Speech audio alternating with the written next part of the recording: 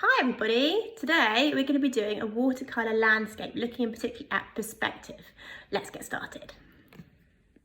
Okay, this is what you're going to need. You're going to need a piece of watercolour paper. I'm using A4 here, but you might want to go slightly smaller and go A5, which is basically A4 chopped in half.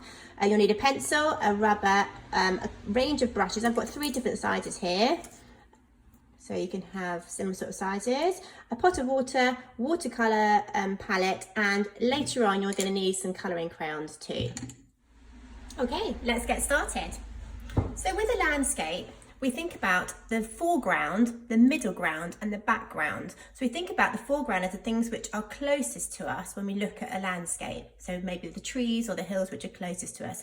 And then the midground is the things you can sort of see in between the very furthest things you can see and the things which are closest to you. Okay, so we've got foreground, midground, and background. So that's how we're going to be creating our perspective painting today.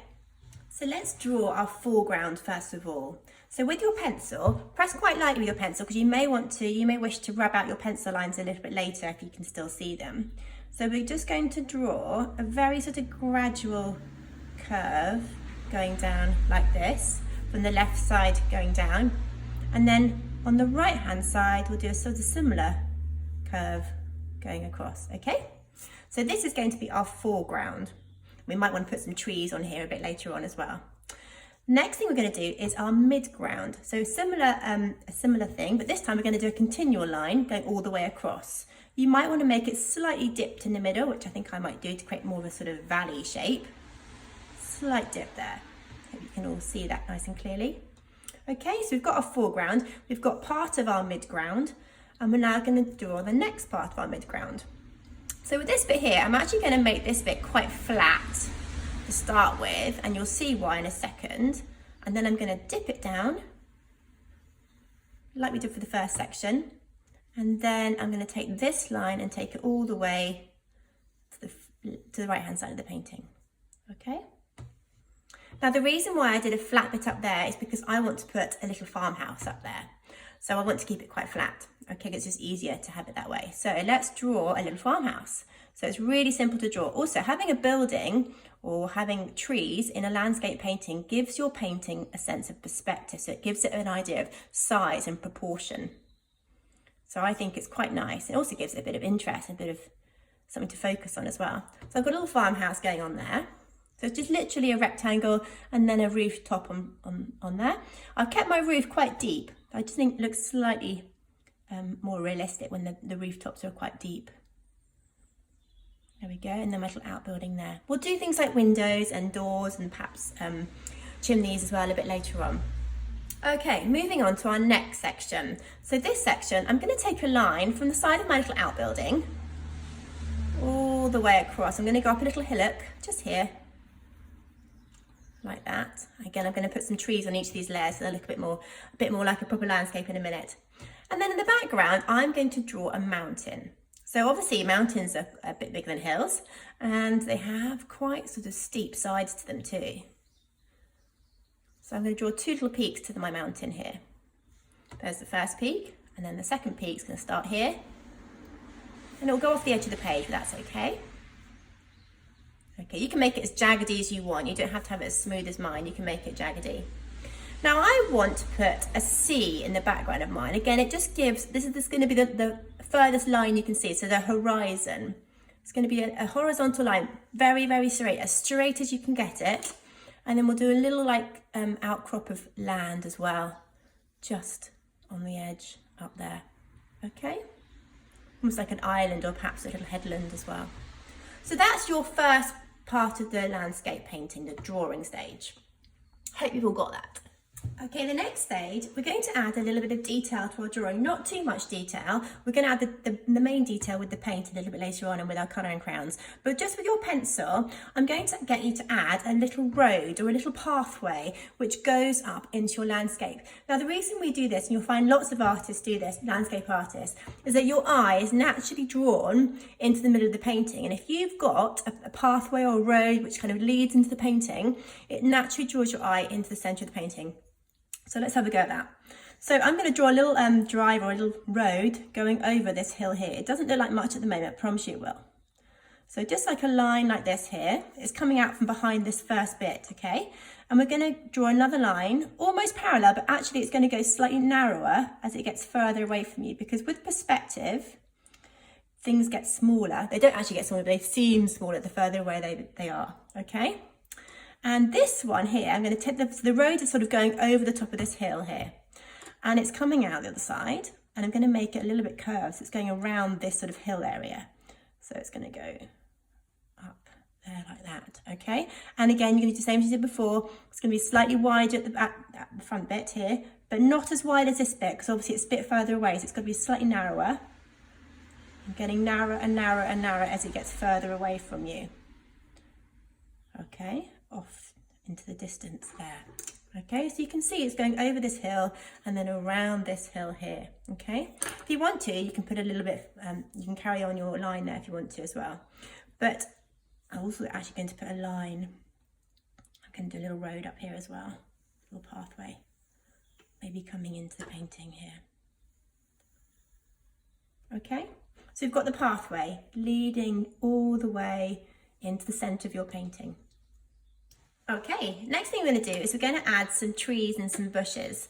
Now, the most important thing to remember here is that the trees and bushes which are closest to you are going to be larger than the ones which are in the distance, okay? So let's start off with the ones which are furthest away from us. I'm going to put a couple of trees up here.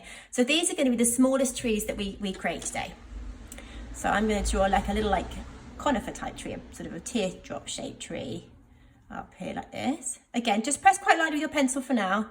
And then I'll do another one behind it as well, slightly wider, perhaps this one. It's like a triangle shape with a sort of curved edge, curved corners to it. And then I might do a little sort of bush hedge there, okay? So I've got 3 little trees up there. Now they are going to be the smallest trees I'm going to create, okay? Because they're going to get bigger and bigger and bigger as they get supposedly closest to us. So let's draw a tree next to the house. I'm going to draw a type of lollipop tree, which is basically a really simple shape to draw.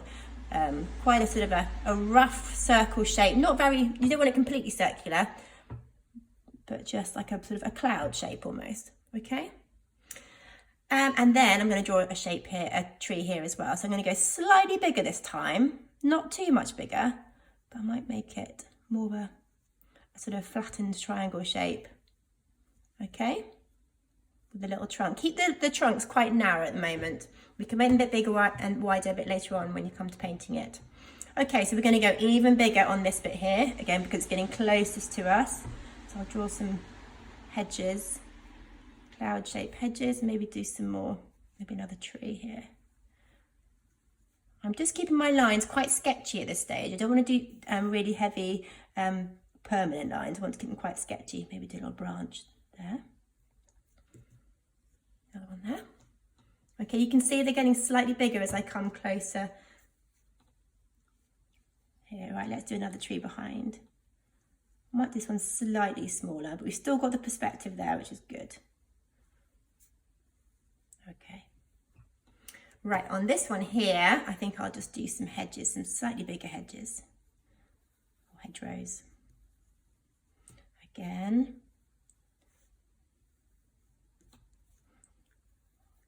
Can you see how I'm overlapping them as well? So these ones are sort of behind this big one here, just on the edge of them. Okay, and then on this one here, I'm going to draw quite a... These are the ones obviously which is the closest to us, so I'm going to draw these bushes quite big.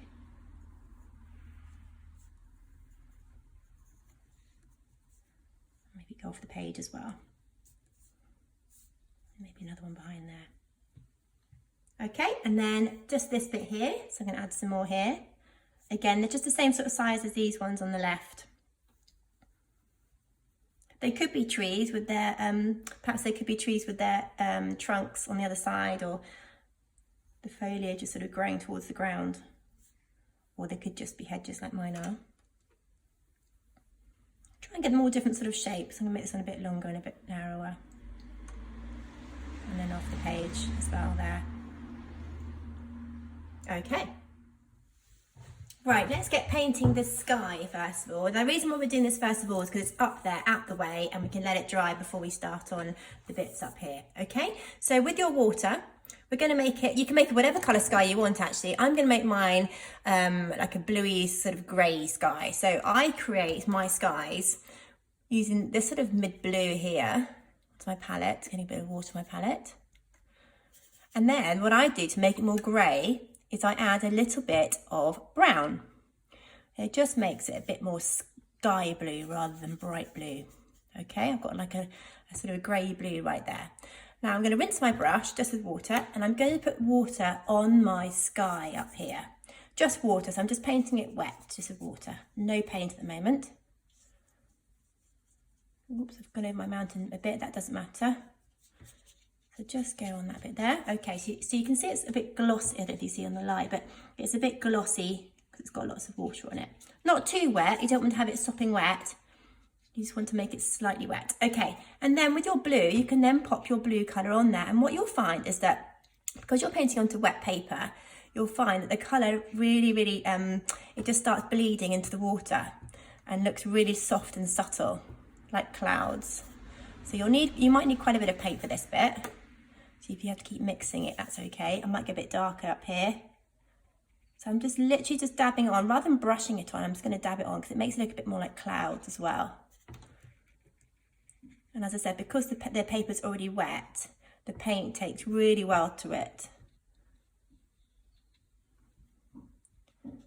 Okay, if you feel like you've got a bit too much paint on, the best thing to do is to grab a piece of tissue paper or kitchen paper and just to dab it and lift up some of the paint. And actually, by doing that, you also create some really nice cloud shapes too. I'll show you how to do that in just a second. I'm just going to put a bit more paint on. I'm going to make it quite blotchy. Okay. Okay, I've got a bit of tissue here. So I've just screwed up a bit of tissue and I'm just going to just dab the tissue onto some of the paint there. And you'll just see it just lifts the paint up a bit. You don't want to take too much of it away, but it just makes it really nice little fluffy clouds as well, okay? We don't want any sort of like cartoon type clouds. We're trying to make it as realistic as possible. Okay, I'm going to leave that to dry for a bit. And in the meantime, I'm going to start working on these areas here. So our foreground, our midground, and our background too. So I'm going to mix some nice greens. Now, with perspective, you need to remember that the colours that are closest to you are going to be brighter, okay? They tend to fade the further away they are from you. If you've ever gone for a walk and you stood on top of a hill and you've looked across at the view, you'll often see the things furthest away from you are quite misty and they're quite pale. So we're going to try and recreate that in our painting. So we're going to make it quite bright and quite bold at the foreground and get lighter and lighter and lighter as we get towards the background. So I'm going to mix a nice bright green to start off with. I've got a range of colours on my palette here. I'm not sure what colours you have on your palette, but try and mix some colours together to create lots of different types of green.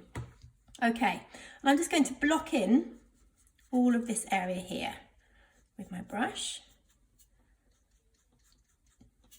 Okay.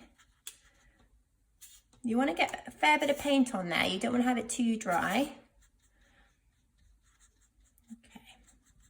You might want to do short little brush marks like I'm doing here, or you might want to just paint it all in one sort of smooth block. Either way is fine. Okay, I'm going to keep a few areas white as well because I quite like the light coming through. Okay, and then the other side too. And you continue with this all the way in the foreground.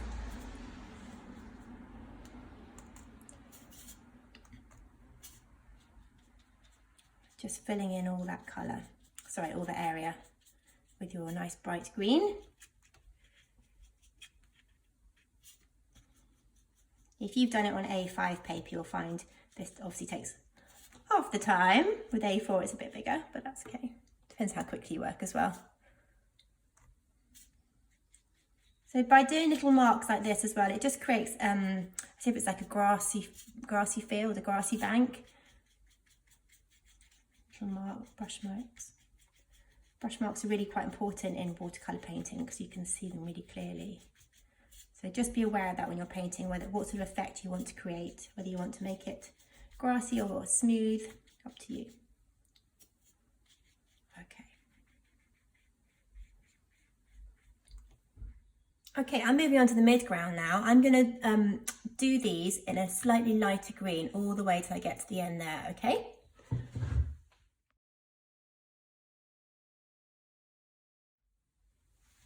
Okay, you may have noticed as well, I added a little bit of yellow as well, because yellow looks very good with the green and it just creates a nice fresh colour as well.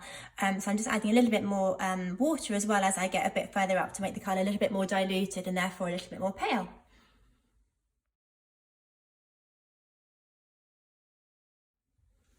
Okay, while your fields are still quite wet, what is often quite a nice idea is you can put slightly darker colours, darker greens on top, and it just makes the colours blend together, so you can sort of watch the colours blend together a bit as well, and it just adds a little bit of interest and a bit of shadow as well. So I'm just going to put a bit of dark green as well on top of what I've already painted. Just to add a little bit of texture as well. I'm being quite loose with my brush, I'm not worrying too much about where the paint's going. I'm just sort of just playing around with it really, and just enjoy it, just have fun. Add a little bit of texture, a bit of shading in some of the areas too. I'm concentrating on adding shadow as well underneath the trees as well, to create on the brow of the hills, to create perspective. So just adding a bit of a dark shadow on the brow of each of those hills.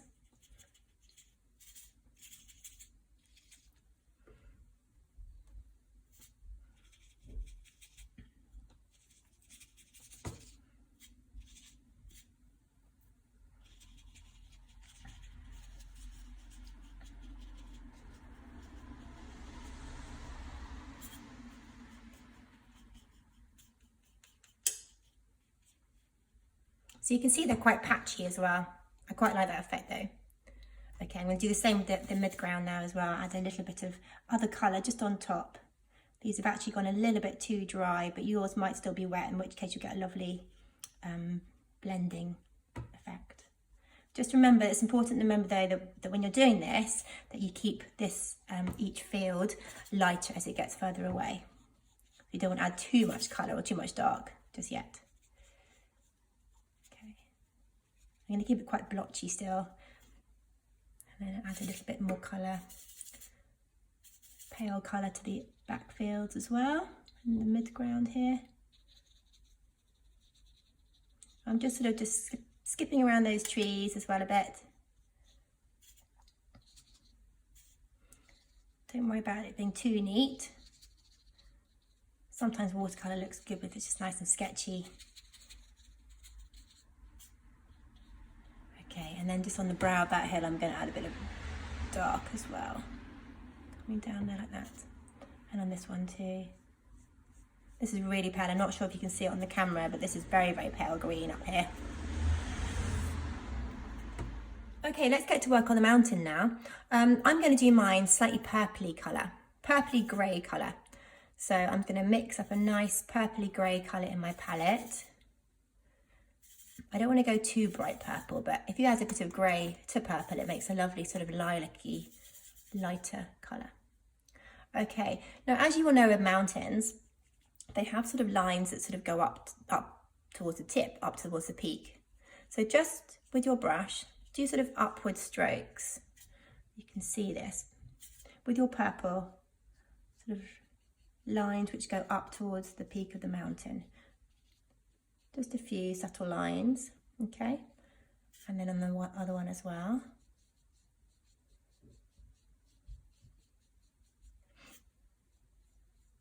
This one's slightly paler, but that's no bad thing because it is slightly further away, so that's a good thing. Okay, and then what I'm also going to do is I'm going to draw on the very, very peak of the mountain a shadow. Just like a little triangle. Did you see how I created that? And then on this side too. A little shadow of the mountain there. Okay. With that same purple, I have to mix a little bit more. I'm going to do the headland in the corner as well. This one up here in a pale purple. Again, I'm just going to be really with the brush strokes. I'm just going to make sure that my lines are going from the sea upwards. So as if the way the land's been formed. Okay.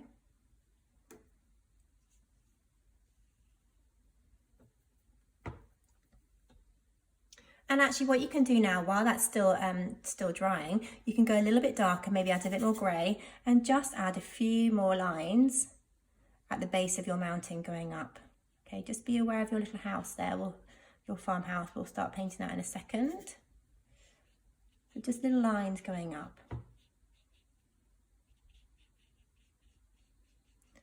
And actually it's darker at the bottom anyway, you've got like a shadow at the bottom here. You might need a slightly smaller brush. My brush is quite a big brush, but okay, little lines going up, little sort of flicky lines.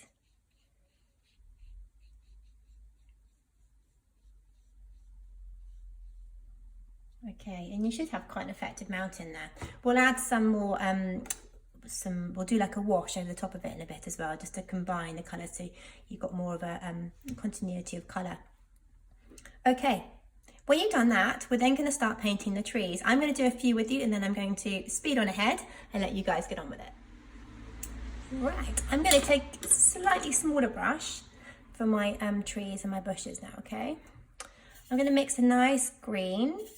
Go for a different green to what you've already done in your foreground if you can. And these colours are going to be quite strong colours. So, as we did before with the application of paint, we're just going to sort of just dab on the colour, okay? I'm just doing with my brush, I'm just doing tiny little circles, and it just creates it just creates a bit of texture on your trees and bushes, okay? Try and mix a few greens together at the same time.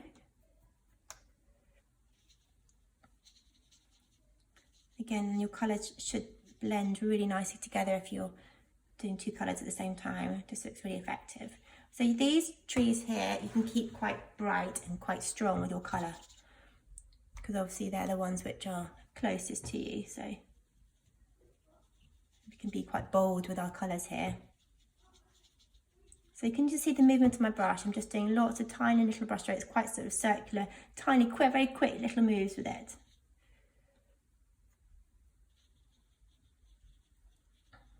Okay, and I'll do the same here. We're going to put a wash over that in a second. I have left some bits white, but I will be doing a wash over it in a minute. Okay, same with this one as well. And you do the same with all of your trees, all the way up into the background. Okay, obviously getting lighter and lighter and lighter though as you get further away.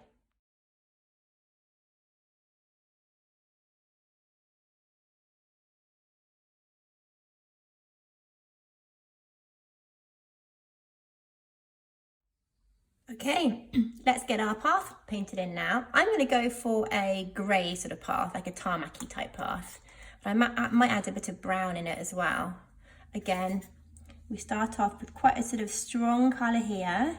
I'm just doing tiny little brush strokes again. I'm not doing stripy brush strokes. I'm just doing little, like, tiny little brush strokes.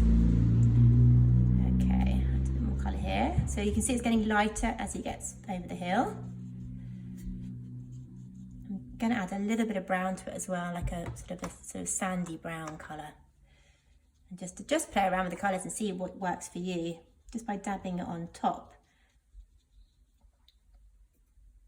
Makes it a bit more like a track, I suppose. I'm going to dab a bit of tissue there. Actually, the tissue makes it look quite effective too. It gives it quite mottled, lovely mottled effect. And then paint the middle ground as well with the road. This seems to have gone a bit darker, so I need to add a bit more water.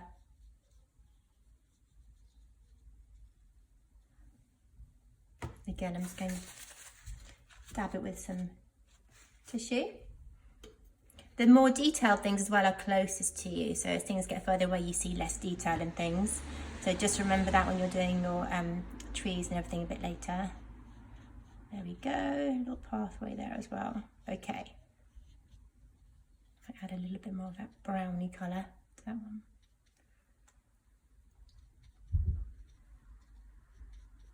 Okay. Let's get on with the little house now.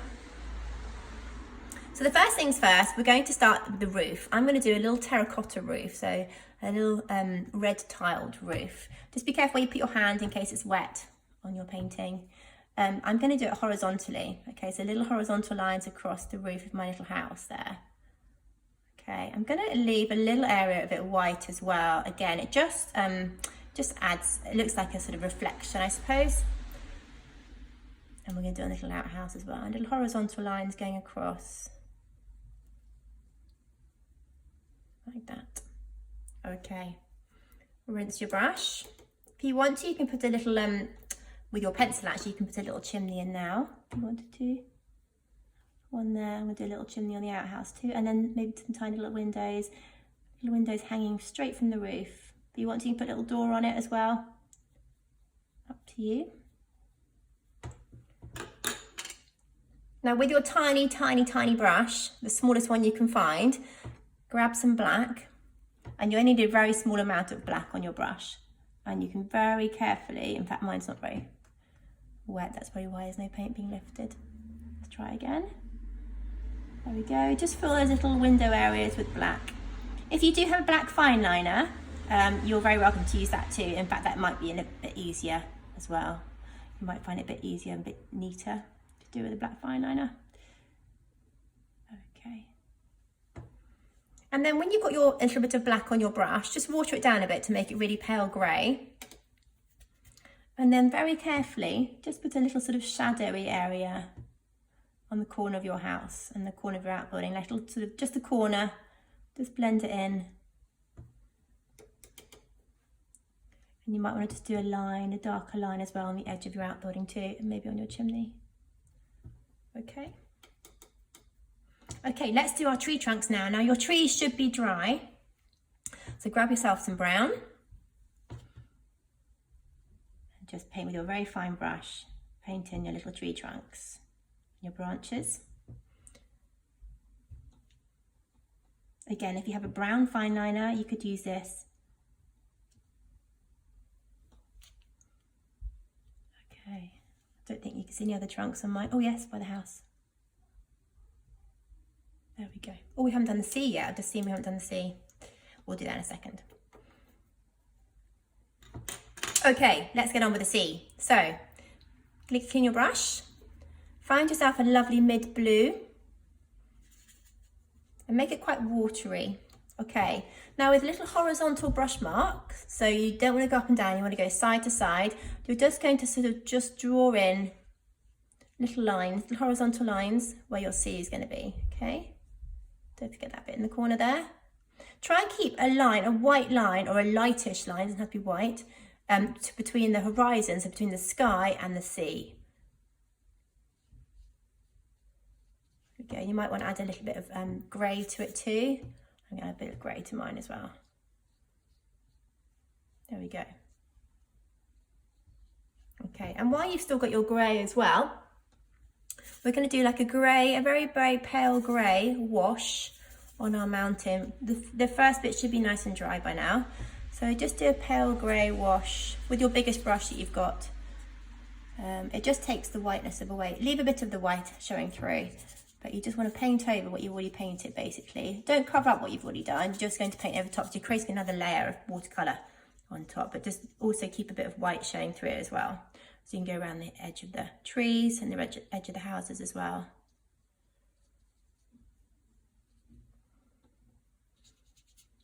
Okay, and while you're there as well, get a little bit more grey on your brush and just along the edge of your mountain, put a grey line, and then with water, just sort of brush it upwards, just with the water. Like that. And here as well. It just creates a bit of shadow as well, a bit more interest, a bit more of a dramatic look. Okay. And actually, while you've got your grey there as well, we're going to create some little shadows under our trees. So mix up your grey. Don't want to go too dark with your shadows, but just underneath each of your little trees, you're going to draw a little a grey shadowy area. Okay. And here as well. So make the shadow the same size, the same width as your tree. So this one obviously is that wide, so I'm going to make the shadow quite wide too. And And under each of the trees you can do the same.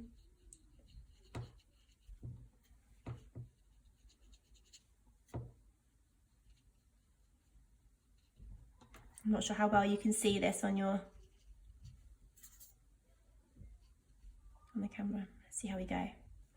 Okay, underneath this one as well.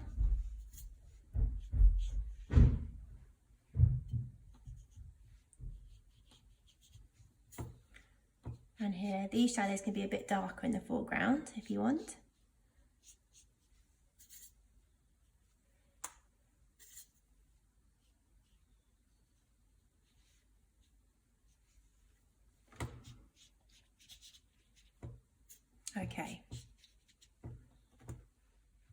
Okay, so we've pretty much done all the painting now. The next stage is we're going to add some colouring pencil to add a little bit of texture to your mountains, your trees, and perhaps your house as well, and just to add a little bit more, bit more texture. So, starting off with the mountains, I've got my grey sort of silvery pencil here. It's important you don't use a writing pencil or drawing pencil for this because they become quite shiny.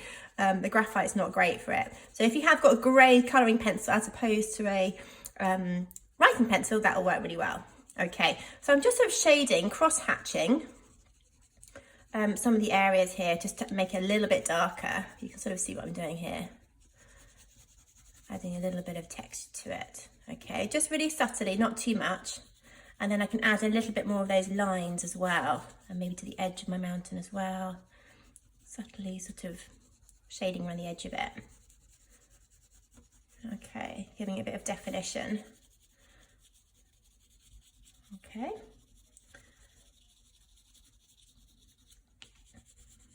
And the base as well.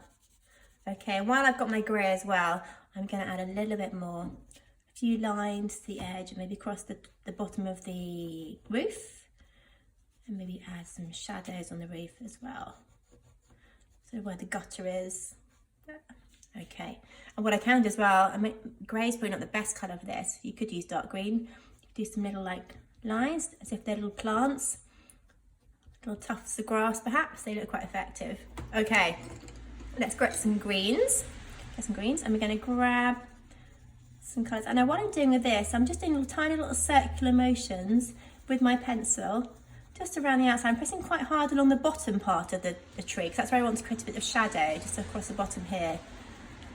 Okay, and just do that with each of your green trees. Like before, they just keep it quite subtle for the distance, the ones that are further away. But it just adds a little bit more texture to them. I'm going to change my green up a bit, I think. A little bit darker, just at the base. Tiny little marks at the base. Okay. And here as well. Little circular motions with my pencil. Around the edges a bit as well. You don't want to go over all of your paint, but it just adds to the texture of it.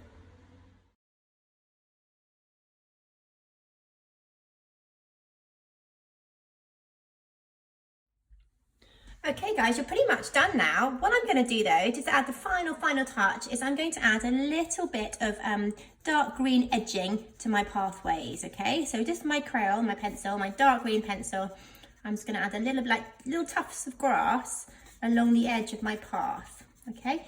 Being aware as well, yet again, that we need to get bigger as we get closer, so the lines have got to get longer blades of grass as they get nearer to the bottom of the page, okay? Again, it just all adds to the effect and the perspective of it. So just go around along each of the edges of the paths, this bit, and then this bit.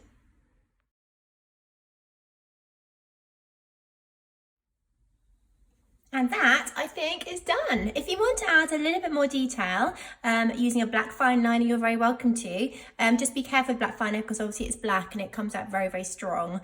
So just be careful where you put it. You could, if you wanted to, as well, put tufts of grass in the fields if you wanted to. You could do birds in the sky. Possibilities are endless, really. So just make it your own. Make it your own personal piece of artwork. Thanks for joining us. Hope to see you again soon. Bye.